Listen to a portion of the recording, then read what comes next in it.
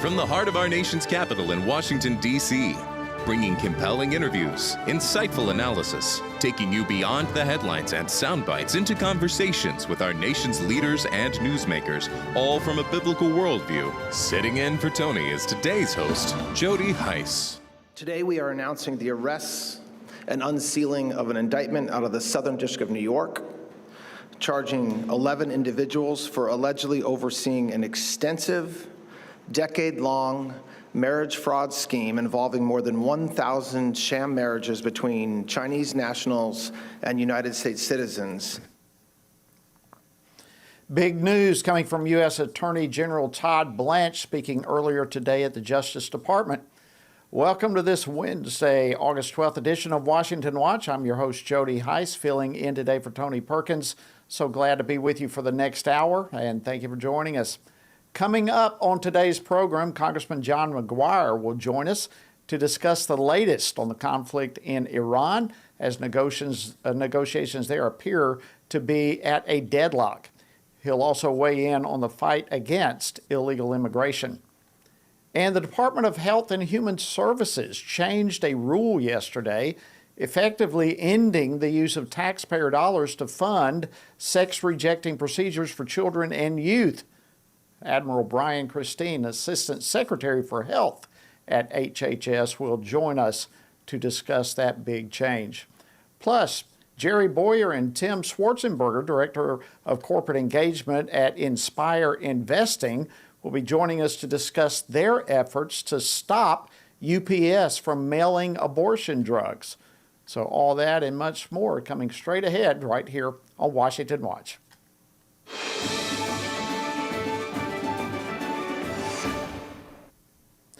We begin today with news from the Department of Justice in Washington, D.C.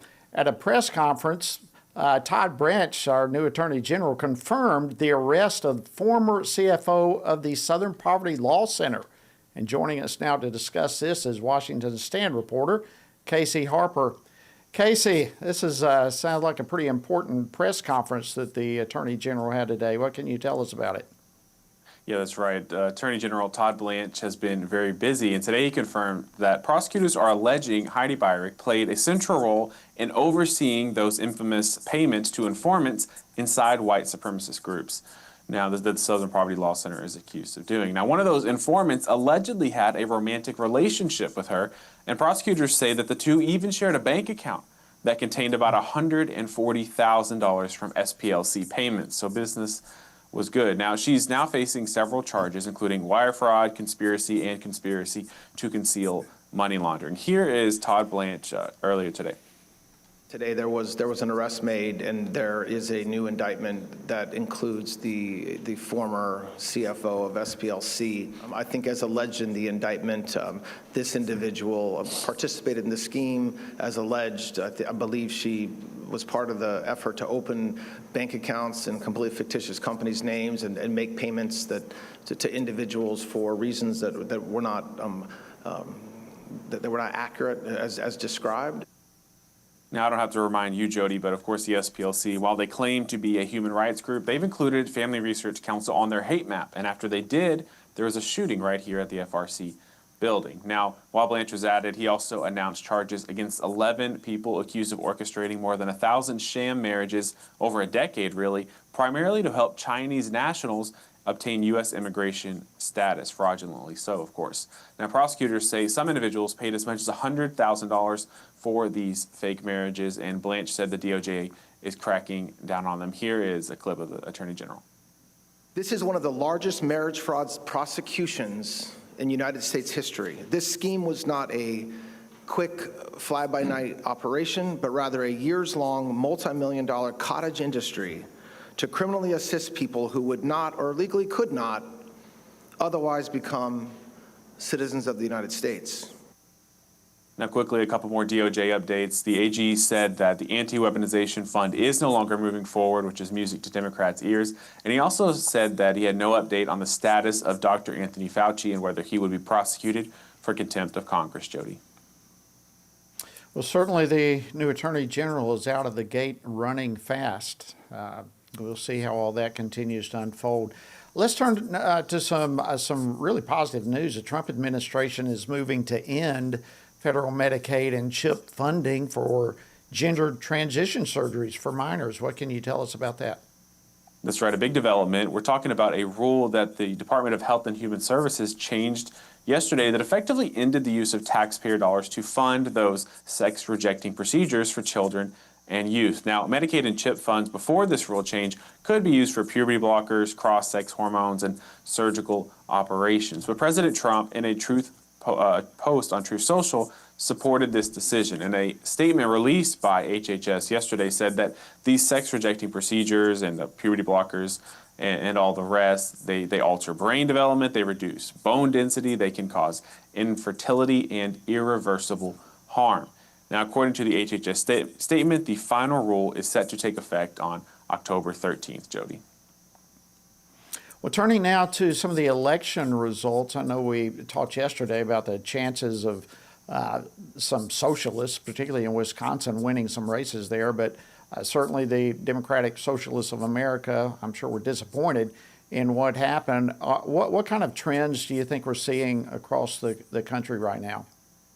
Yeah, well, we're definitely, regardless of these results, we're definitely seeing an uprising trend of Democratic Socialists. But just to give you a few of the most recent results, in Wisconsin, the moderate Democrat David Crowley did beat the socialist Francesca Hong, as you mentioned, but it was a razor-thin margin, very close win. And it showed that these progressive and socialist candidates still face challenges in statewide races despite their recent victories. Now in Minnesota, the progressive Penny Flanagan won the Democratic Senate primary, showing that the left does still have strong support among Democratic voters. Now in South Carolina, Darlene Graham-Nordone, the sister of the late Senator Lindsey Graham, is headed to a runoff, Jody.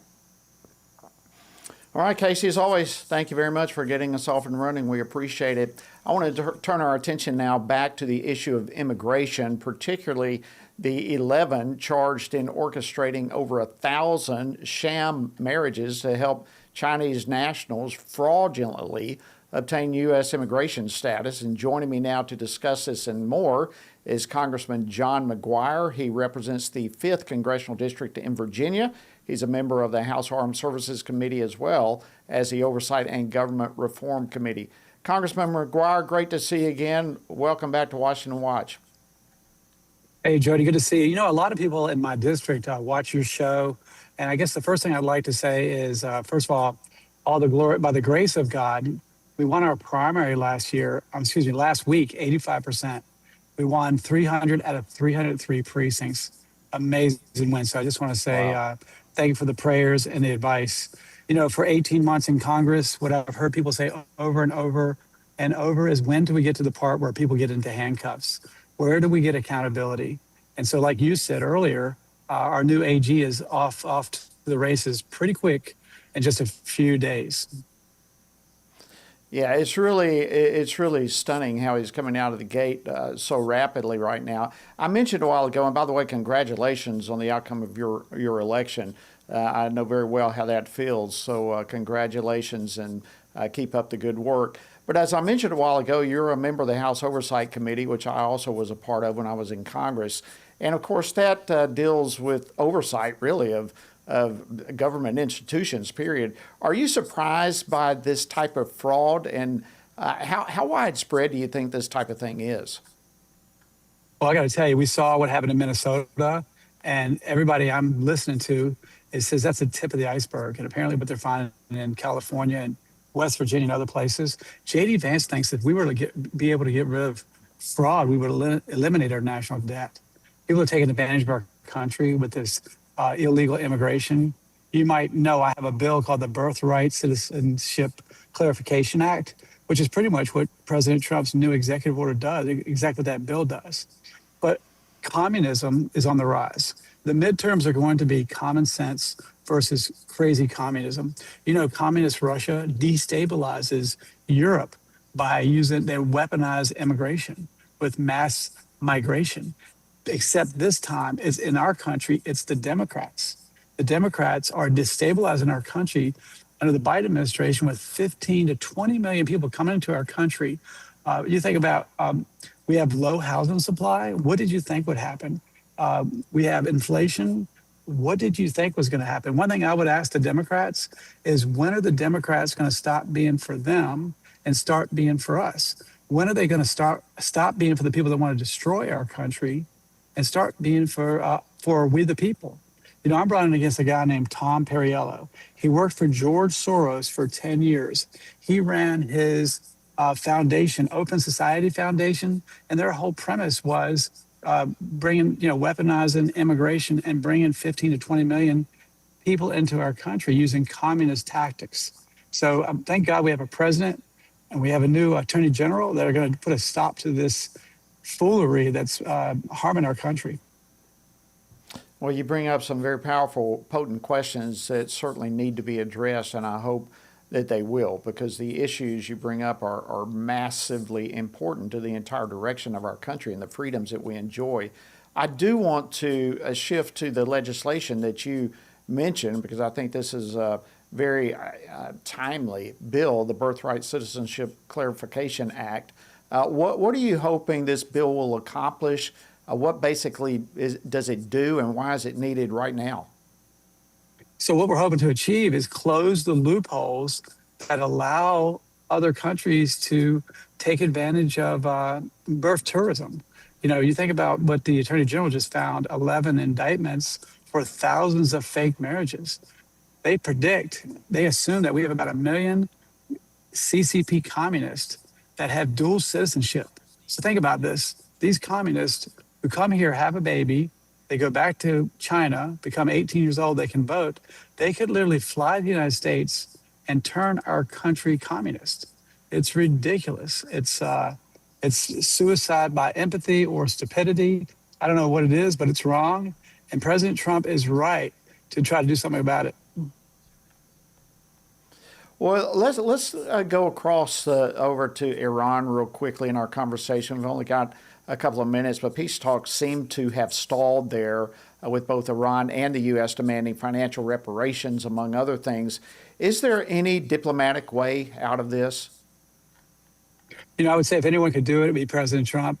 And I'm a very positive person, but I've been skeptical from the beginning because their ideology is an ideology of death. You've probably seen 40 to 50,000 of their own people were killed in the streets because they had a different opinion. They had a young man that went off and won a gold medal in wrestling, and the whole world kind of liked the guy. When he comes back, they hang him in public. It's an ideology of death. They don't care about life. And I think it's spiritual warfare. It's good versus evil. That's why we have to be strong. So I'm skeptical. I'm hopeful. I think President Trump has finally figured out that the only way to deal with them is just to have a very strong presence, to keep shipping safe, and just to bankrupt them.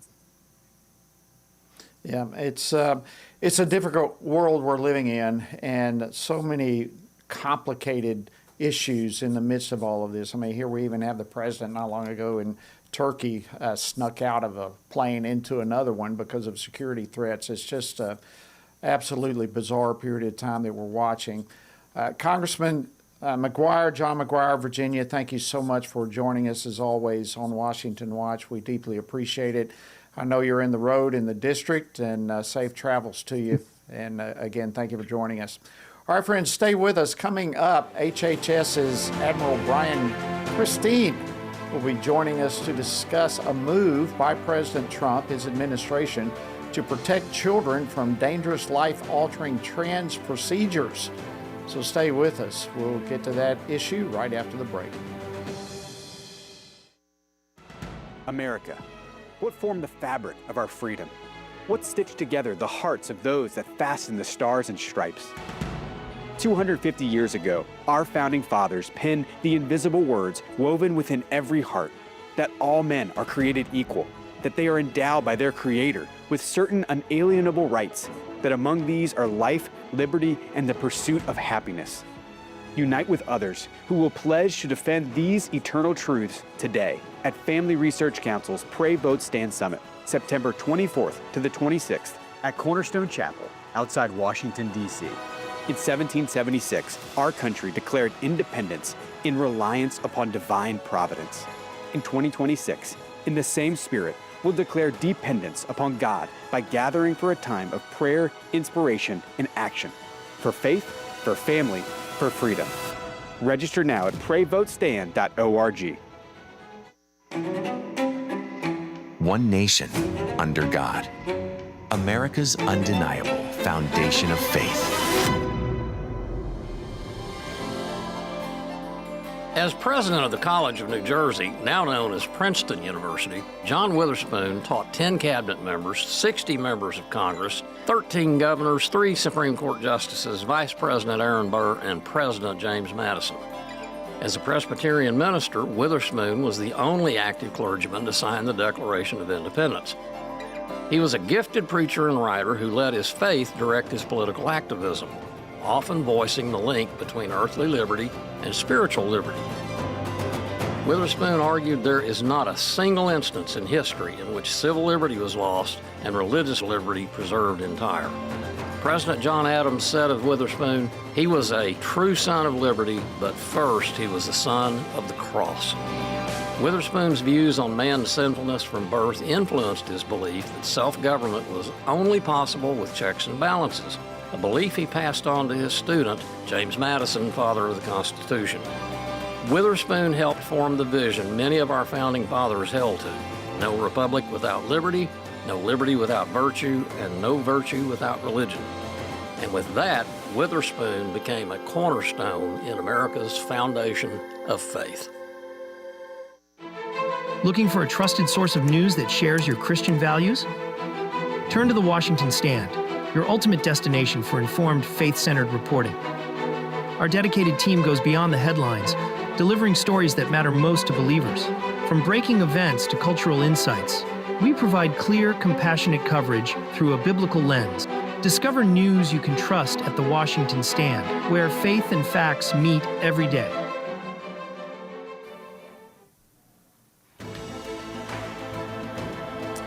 Thank you for joining us today on Washington Watch. Welcome back. I'm Jody Heiss, sitting in for Tony. Glad to have you with us. The Trump administration has announced that federal Medicaid and Children's Health Insurance programs, also known as CHIP, those funds will no longer pay for so-called gender transition procedures on children. Now, this includes surgeries, puberty blockers, and hormones, that type of thing. And the Centers for Medicare and Medicaid Services Administrator, Dr. Mehmet Oz, says that this is all about protecting minors from procedures that could be potentially irreversible. And joining us now to discuss this is Admiral Brian Christine. He's the Assistant Secretary for Health at the U.S. Department of Health and Human Services. He's also a medical doctor. Admiral Christine, welcome back to Washington Watch. Thanks for joining us. And let's start with just kind of unfold for us, what is the scope of this decision by HHS in these fundings for a life-altering, sex-rejecting procedure for children, and when is this going to take effect? No, Jody, thank you for allowing me to be on with you today to talk about this really important step forward. I think it's a real win for the country. I certainly support President Trump, Dr. Oz, and of course, Secretary Kennedy in terms of protecting our most vulnerable children, those minors with gender dysphoria. We have to protect them from these castrating chemicals, cross-sex hormones, and these mutilating transgender surgeries. We call those sex-rejecting procedures. And of course, what's going to happen now is no longer will federal Medicaid funds or CHIP funds go toward those treatments for minors with gender dysphoria. What's important to realize about this is that the treatment for these children that does work, compassionate, competent, mental health support and counseling, that's not affected by this rule. This fund can still go toward those things, but these funds won't go toward these mutilating, castrating procedures. It is really, really good news as you started that answer, and I just underscore that, and we're so grateful for it. I know HHS also noted that the American Society of Plastic Surgeons is reevaluating these procedures on minors. Do you think this is perhaps a beginning of a domino effect? In other words, do you expect other major U.S. medical boards to follow suit with this? Well, I certainly hope so, and I think we will see that. Yes, I do. I think what's happened is under President Trump, Secretary Kennedy, Dr. Oz, and myself, we are bringing gold standard science to bear on this subject. In the past, what's happened under the Biden administration, under my predecessor, Rachel Levine, what he pushed was these so-called gender affirming care, nothing affirming about these things on these kids. Really, what we know is that mental health counseling is what works for these children. It's not these chemicals. And because we're shedding science on this, we released our gender dysphoria in minors report from the Department of Health and Human Services last year. There's something called the CAS report that came out of the United Kingdom. Both of these reports show that the science does not support chemicals and surgeries on these children. What it does support, again, is mental health care. And I think that since we are taking the lead on this under President Trump at HHS, we are taking the lead. We're bringing the gold standard science to bear. Yes, I do believe that we are seeing a turning of the tide. But Jody, we never want to take our foot off the accelerator. We have to continue to advocate for these children. And I'm certainly going to do that every day that I'm in this position here as the Assistant Secretary for Health. I love that attitude, and thank you for publicly stating that. I think that brings encouragement to all of our viewers and listeners right now.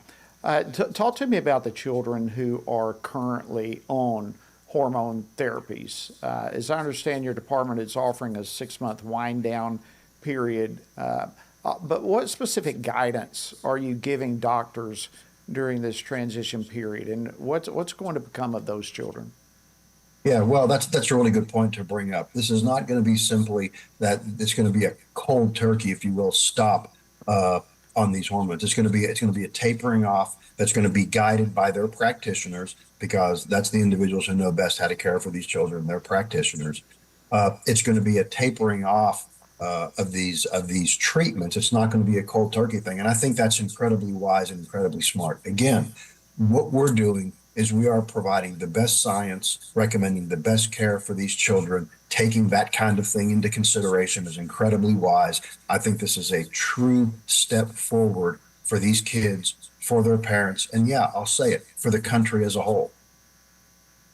Yeah, and I think that science would back up that position too, of not just a cold turkey approach. What about different states? We're in a country where so many different states have different stances on so-called transition care. So how does HHS plan to enforce what you're trying to do? How are you going to enforce it across state lines? Well, this is federal dollars we're talking about from CMS. And so the rule will apply for these federal Medicaid dollars and the CHIP funds, as you said. I come from Alabama.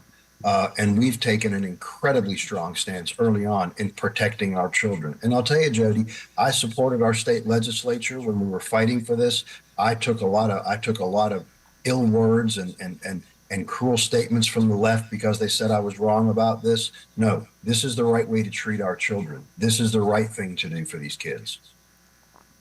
It is. So we've seen places like Texas, all right, Texas Children's Hospital has agreed to stop these procedures on minors and to establish a clinic for patients dealing with the effects of past procedures. Is HHS working to encourage other hospitals to follow that kind of example? And what kind of tools does the department have to make that happen? Yeah, we certainly hope that there will be other hospitals that follow along. Cleveland Clinic has followed along with this. You mentioned Texas Children's. I think these are big wins for those individuals we call detransitioners, those children who went down this pathway, were coerced and went down this pathway, realized it wasn't right for them, and are now going back, if you will.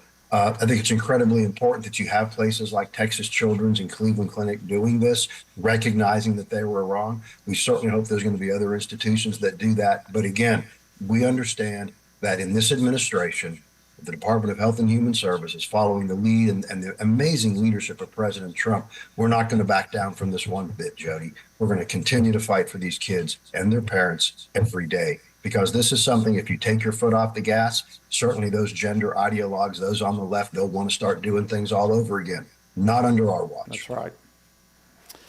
Admiral Brian Christine, it's been very encouraging to have you on the program. Thank you for your insight and your leadership on all of this. Blessings to you. All right, with our next guest, we'll hear how Patriot Mobile is supporting organizations like Family Research Council, who defends family, faith, and freedom. We'll also discuss what should the biblical response be to anti-Semitism. So stay with us. More straight ahead. When in the course of human events it becomes necessary for one people to dissolve the political bands which have connected them with another, and to assume among the powers of the earth the separate and equal station to which the laws of nature and of nature's God entitled them. A decent respect to the opinions of mankind requires that they should declare the causes which impel them to the separation. We hold these truths to be self-evident. That all men are created equal. That they're endowed by their Creator with certain unalienable rights. And among these are life, liberty, and the pursuit of happiness. That to secure these rights, governments are instituted among men, deriving their just powers from the consent of the governed. Happy 250th. Happy 250th. Happy 250th. Happy 250th birthday, America. May God bless America. Stand on the Word is a simple yet powerful daily Bible reading plan designed to center our hearts, homes, and culture on Scripture. This free resource invites you to read a couple chapters a day to grow in biblical understanding and be equipped to frame current events through the ever-relevant lens of Scripture. Stand on the Word is transforming how thousands engage with God's Word. We're enjoying, learning, and growing so much as a family with Stand on the Word. I like how you lay things out and dive deeper into each chapter. I am gleaning much critical political and cultural insight from a biblical worldview that is grounded in God's Word. This devotional study is phenomenal. It's like being in a small group every morning. Our lives are transformed, and we have shared everything you all do with others. Thank you. To join these and countless others, visit frc.org/Bible. The following segment of Washington Watch is underwritten by Patriot Mobile, a champion of First and Second Amendment rights, military, veterans, first responders, and a strong supporter of the sanctity of life. To learn more about Patriot Mobile's nationwide service across all 3 major U.S. networks, go to TonyPerkins.com. Welcome back to Washington Watch. I'm your host today, Jody Heiss, and this is our weekly Patriot Mobile segment. If you watch our show regularly, you know, and by now you've heard us mention Patriot Mobile many times. And this is a great company. They support so many worthwhile causes. I've had the honor of visiting their headquarters out in Texas and meeting so many of the people. Just a great organization. But among other things, Patriot Mobile supports projects focused on things like the First and Second Amendments, sanctity of life, faith, family, and on and on. So what impact are they having? And what projects are they focused on right now to defend family and freedom? Well, joining us to discuss this is David Blees. He's the director of Patriot Mobile Faith. He's also teaching pastor at Gateway Center for Israel. David, welcome to Washington Watch. It's good to have you. And let's begin. Just unfold for our viewers and listeners, what is Patriot Mobile Faith?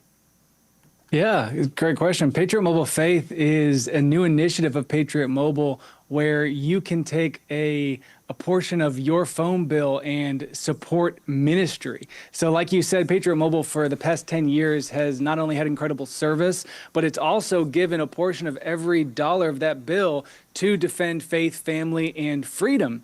And Patriot Mobile Faith was created for those who are really wanting to impact God's kingdom and for those dollars to specifically go to ministry. So we have partners like LifeWise Academy where they are having Bible studies in public schools during school hours. And this isn't some loophole. This is completely legal. You just need manpower and people that understand how to do it. We have partners like Embrace Grace, which walks alongside mothers with unplanned pregnancy, and they provide baby showers, and they provide support, and they provide formula. And so all of these ministries and many others, we just wanted to give people an opportunity to have great service but also for the portion of those dollars that are going to organizations. Because the thing is, most people don't realize every phone company pretty much does this. They give a portion of every bill towards giving, but most of these phone companies are not giving to organizations that align with biblical values. Patriot Mobile, everything aligns with biblical values, and with Patriot Mobile Faith, it's actually going to hands-on ministry.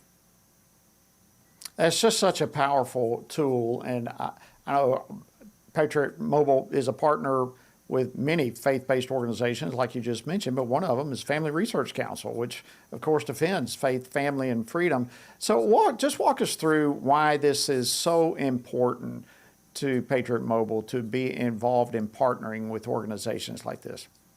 Yeah, when I first came on, which wasn't long ago, the way that I saw it was there's offense and there's defense.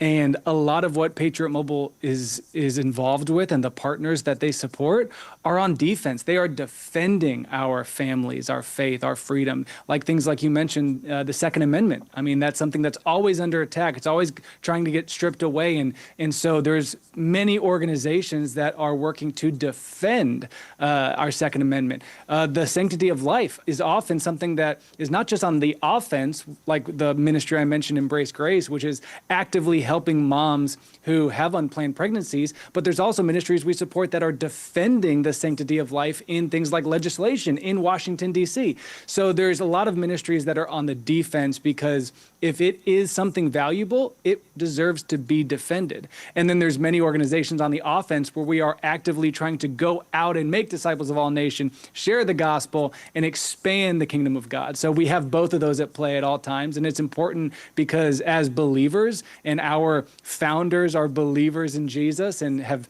said many times publicly, Jesus is at the helm of our business. And so we want everything that we do to reflect that, not just in our phone service, but of course in our giving to these organizations.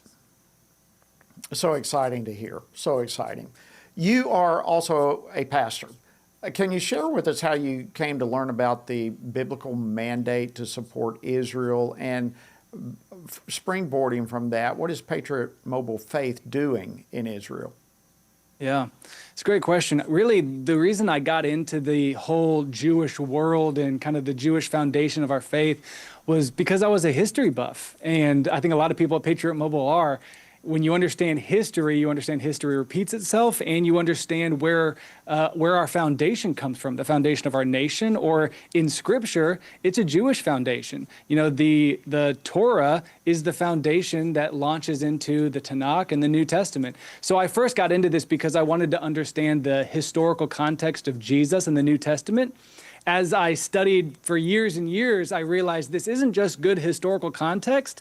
This changes the way that I interact with God and His Scripture today, because God says that He's creating an eternal covenant in Genesis 17:7. That's the covenant that we're grafted into in Romans 11.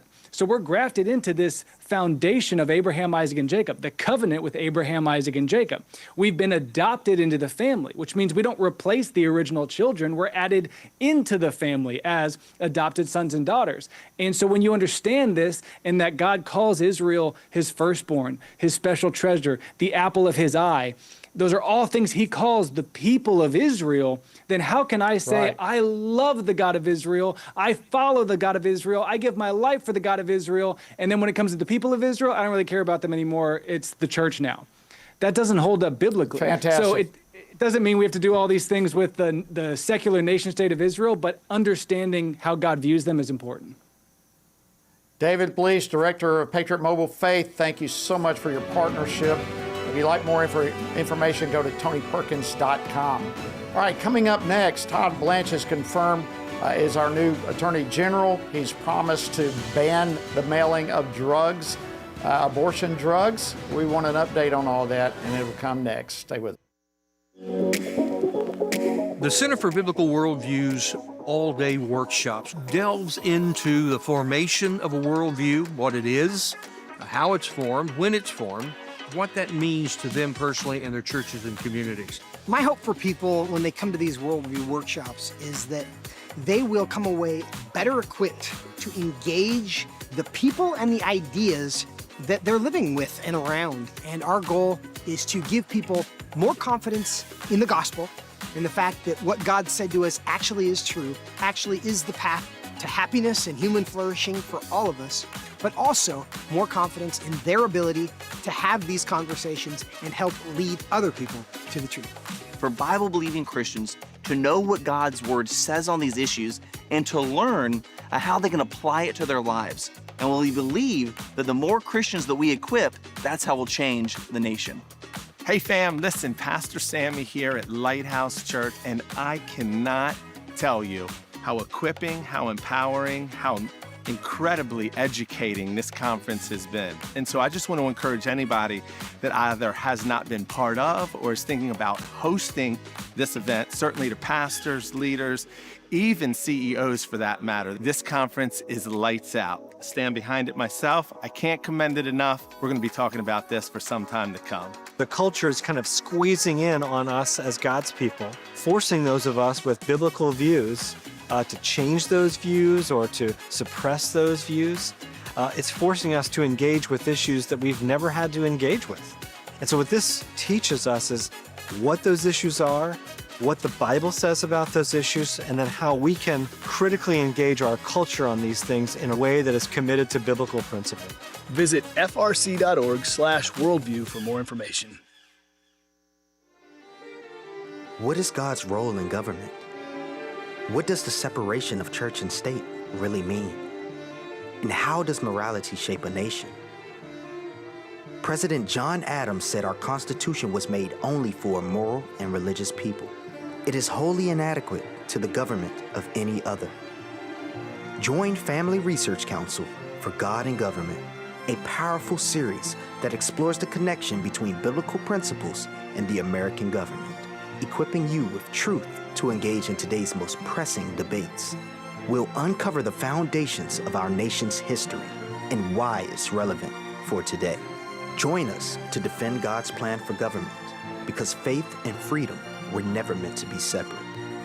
You can view the course at frc.org/godandgovernment or on the Stand Firm app.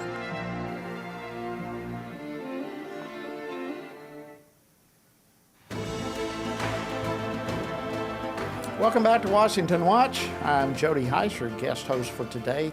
Thanks so much for tuning in. All right, if you've not yet made plans to attend our upcoming Pray, Vote, Stand Summit, I want to strongly urge you and invite you to come join us. It'll be taking place on September 24th through the 26th, just about 6 weeks away.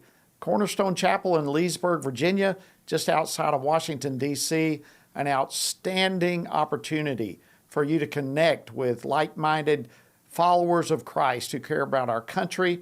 And you'll hear from some of the leading Christian speakers, issue experts, government officials, all of whom are standing for faith, family, and freedom. So for more details or to register, text the word SUMMIT to 67742, 67742.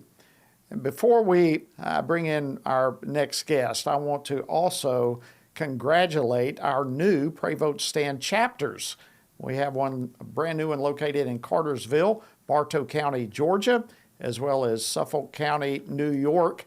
And for those of you who may not be familiar, Family Research Council's Pray, Vote, Stand chapters initiative is equipping believers to engage locally, to engage prayerfully, to engage biblically. To find out how you can start a chapter, to find out more about them, text the word chapters, that's plural, chapters, to 67742. The Boyer Research Group and Inspire Investing recently met to discuss how to stop shipping giants and pharmacies from allowing abortion drugs to be sent via the mail. They submitted a proposal to UPS calling for a review of their policies regarding the distribution of abortion drugs, specifically mifepristone. So what is their goal, and how effective have they been in their efforts to influence these huge corporations? Well, joining me now to discuss this is Jerry Boyer, President and CEO of Boyer Research, and Tim Schwarzenberger, Director of Corporate Engagement at Inspire Investing. Jerry and Tim, gentlemen, thank you for joining us on Washington Watch. Good to have you with us. Let me start Jody, with you, great to be Jerry. with you. Tell us about the meeting that you had with Inspire Investing and UPS. What came out of that meeting? Right. So to create some context here, a lot of people don't realize this. If you own stock in a company, you actually have the right to place a proposal on the ballot of that company for their annual meeting. People don't know that. People on the left knew it for a long time and exploited it, and that's part of what happened with corporate America. So Inspire Investing is a company that manages money, and they have ETFs, funds that they manage, and they own shares in, for instance, UPS. We at Boyer Research help shareholders like Inspire place proposals on the ballots of companies that they're invested in to get those companies out of the political stuff, back to their core business, being focused on that, getting away from risky activity, like, for example, the risky activity of shipping abortion drugs across state lines, which is illegal under the Comstock Act. Now, the Biden administration didn't enforce it. Nevertheless, it is illegal under the Comstock Act. Yeah, so let me take you, Jerry. I'm going to stick with you, and Tim, then I'll jump over to you. But Jerry, you advise institutional investors representing tons of money, $100 billion plus in assets. And UPS's own policies, as you just referenced, strictly forbid shipping items that violate local laws, yet they are, in fact, delivering abortion drugs directly into states like Louisiana, like Florida, states that are now suing them to stop. And we also have Attorney General Todd Blanche, who promised to enforce the Comstock Act in his new role. So my question is, the UPS board breaching its fiduciary duty by exposing their shareholders to potential criminal or legal liability? We believe it is, which is the point of the proposal, to enforce fiduciary duty. Whatever you think about moral issues, our job, we help enforce fiduciary duty. Now, that actually happens to overlap often with the moral code, and in this particular case, it does. You've got attorney generals who are suing over this. You've got the Comstock Act. You have a new attorney general of the United States. They're in their home state. Georgia wants to enforce the Comstock Act, and that's their home state.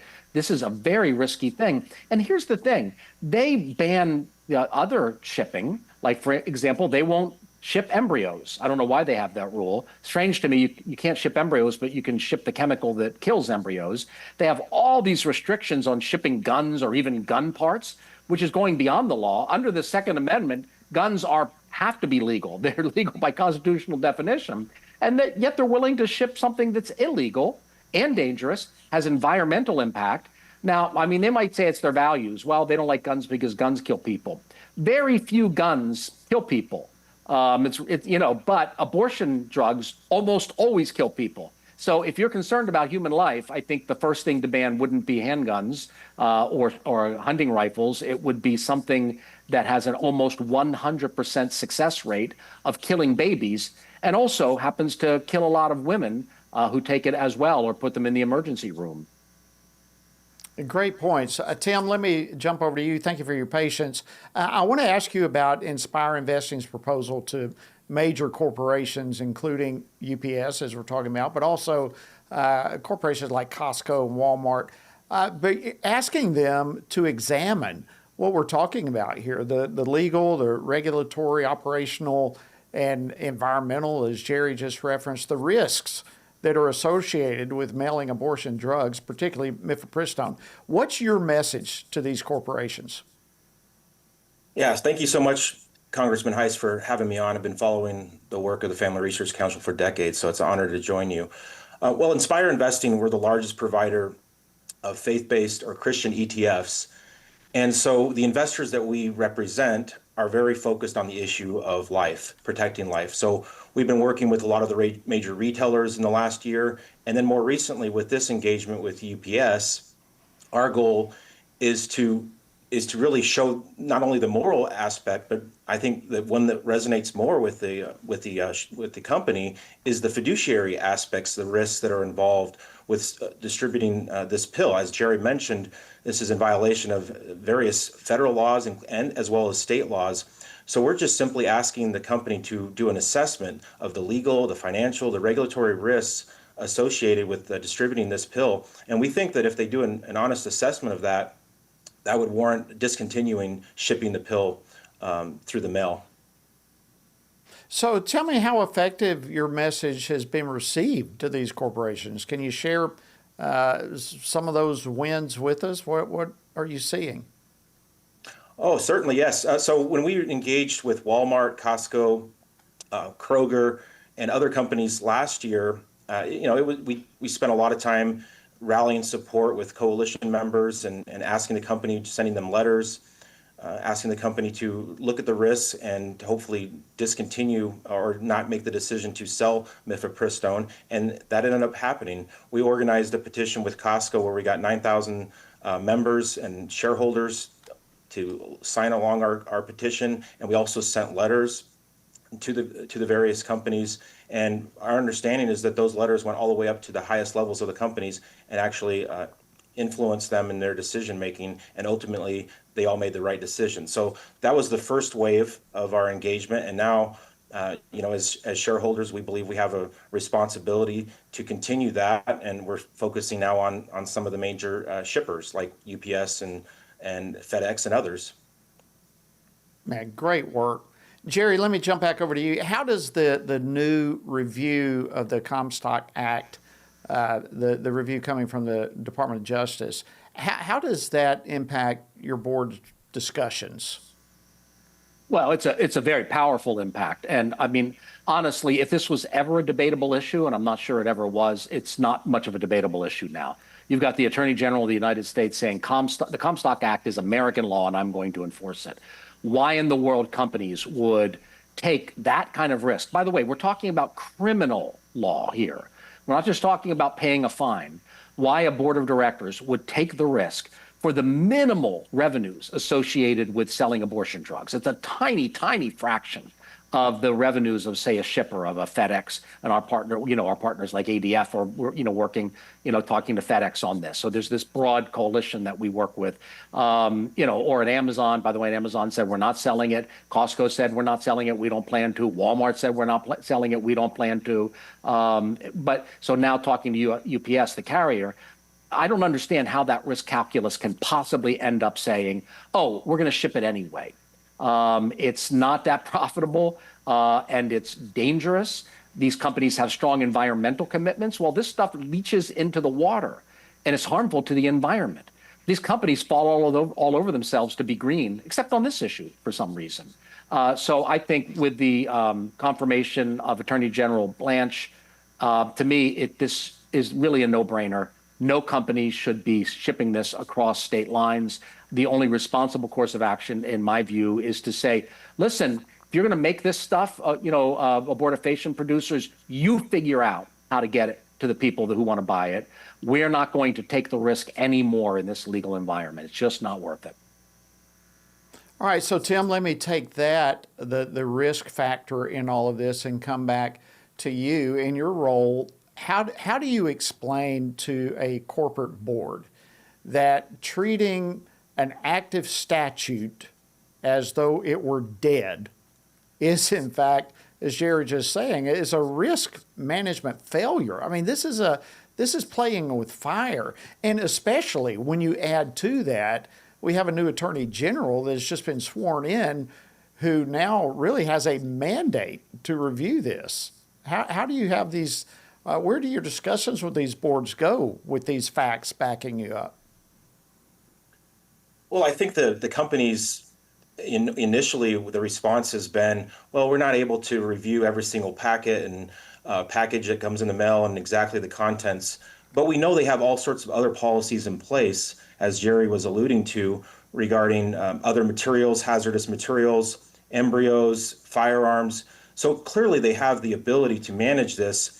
And why would they be exposing themselves to financial risk? So when we approach a company, we'll often point out examples of, the consumer backlash with regards to Disney or Bud Light or some of these other companies. That's the backlash. But from a regulatory perspective, the legal landscape is far from settled. So these companies are really taking unnecessary risk when there's no financial benefit to do that. So that's the angle that we approach with companies, and I think so far it's resonated well. We'll still have to continue applying pressure to these companies, but the angle, I think there's plenty to go around from a moral perspective, from a regulatory perspective, and then from a customer backlash perspective as well. So let me broaden this up for you, Tim, while I have you. Is there anything that our viewers and our listeners can do to help with this initiative? Well, I think in the past, we've done some petitions specifically related to Costco. And we also have another petition on getting companies more focused on neutrality. But I think beyond that, one of the things, a really good resource to go to is Inspire Insight, where you can look at exactly what companies are involved with to see if they're involved in these activities that would be in violation of some of your listeners' views. I think that would be a good place to start. But I think if you own these companies, most people are holding these shares. As Jerry was mentioning, you have tremendous power. So you need to make sure that you're voting in accordance with your values. This is a meeting that will be coming up. Hopefully, it will appear on the ballot. And shareholders need to exercise their voice. Far too long, Christian investors have been asleep at the wheel. And it's time for Christian investors to wake up and realize that they have a lot of power. Capital is power, finance is power. And investors need to know how their shares are being voted and what they hold in their portfolios. All right, so Jerry, with that, let me come back to you for our viewers and listeners who might themselves sit on boards, be it local charities or maybe church foundations, maybe state level funds, whatever it may be. How can they use their influence and your specialized proxy voting guidelines to try to make sure that the institutions that they are serving and the capital in those corporations and institutions are not quietly somehow supporting the distribution networks that we're talking about here? Well, to be clear, they almost certainly are supporting it right now. Almost every Christian ministry, church foundation, pension plan, conservative institution, pro-life groups, crisis pregnancy centers, very conservative churches, they're voting against us. And they don't even know they're voting against us because it's a non-transparent system. We've been winning, but when these things go to ballot, the vast majority of Christians say, hey, keep selling abortion drugs, keep paying for puberty blockers, keep discriminating against Christians, keep divesting from Israel, because they don't even know what's happening. And so if you're on the board of a nonprofit, or even if you're a donor to a nonprofit, ask, how are you voting on this? Chances are they won't know. But keep asking until you get to the answer. And if they can't answer, just contact me, because we have the data. We can tell you how you're voting, depending on what asset manager you're using. Be prepared to be upset to find out that you probably are voting to continue abortion, or voting to continue puberty blockers, voting to discriminate against Christians, voting to take a lot of China risk, doing all these things that you don't believe in. Someone has weaponized your money against you. And you might say, yeah, but my financial advisor has a fish on the card. I don't care. If they can't show you how they're voting, there's a high probability that they're weaponizing their money against you. It's fixable. Don't take no for an answer until you get a clear answer. Well, I just want to say thank you so much to both of you. Jerry Boyer, President and CEO of Boyer Research, and Tim Schwarzenberger, Director of Corporate Engagement at Inspire Investing. Great work you gentlemen are doing, and we thank you. Appreciate you joining us on Washington Watch. All right, friends, that wraps it up for today. Again, let me just remind you, our Pray Vote Stand Summit is coming up next month, September 24th through the 26th, just outside Washington, D.C. in Leesburg. You can get more information and register by texting SUMMIT to 67742. All right, we'll see you tomorrow. Washington Watch with Tony Perkins is brought to you by Family Research Council. To support our efforts to advance faith, family, and freedom, please text GIVE to 67742. That's GIVE to 67742. Portions of the show discussing candidates are brought to you by Family Research Council Action. For more information, please visit TonyPerkins.com.